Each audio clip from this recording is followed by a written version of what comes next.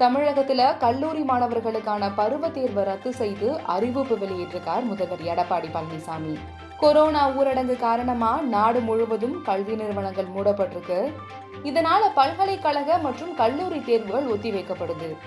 அதே சமயத்துல தமிழகம் உட்பட பல்வேறு மாநிலங்கள்லயும் கல்லூரிகள் தனிமைப்படுத்தும் முகாம்களா மாற்றப்பட்டன.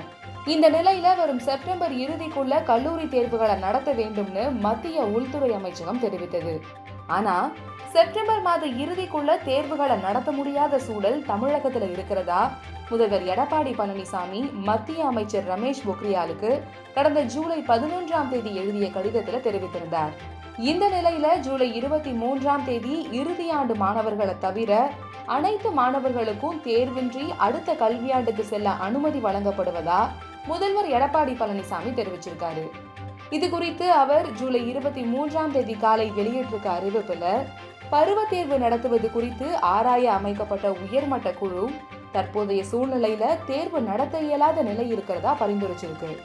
எனவே மாணவர்களுடைய நலன் கருதி பல்கலைக்கழக மானிய குழு மற்றும் அகில இந்திய தொழில்நுட்ப குழு ஆகியவற்றோட வழிகாட்டுதலின்படி மதிப்பெண்கள் வழங்கி முதலாம் மற்றும் 2ஆம் ஆண்டு கலை மற்றும் அறிவியல் இளங்கலை பட்டப்படிப்பில் பயிலும் மாணவர்களுக்கும் பாலிடெக்னிக் பட்டய படிப்பு பயிலும் மாணவர்களுக்கும் முதுகலை பட்டப்படிப்பில் முதலாம் ஆண்டு பயிலும் மாணவர்களுக்கும் இளநிலை பொறியியல் பட்டப்படிப்பில் முதலாம் 2ஆம் மற்றும் 3ஆம் ஆண்டு பயிலும் மாணவர்களுக்கும் முதுநிலை பொறியியல் பட்டப்படிப்பில் முதலாம் ஆண்டு பயிலும் மாணவர்களுக்கும் அதே போல MCA முதலாம் மற்றும் 2ஆம் ஆண்டு பயிலும் மாணவர்களுக்கும் இந்த பருவத்திற்கு மட்டும் தேர்விலிருந்து விலக்கு அளித்து அடுத்த கல்வியாண்டுக்கு செல்ல அனுமதிக்க உத்தரவிட்டிருக்கதா தெரிவித்திருக்கார்.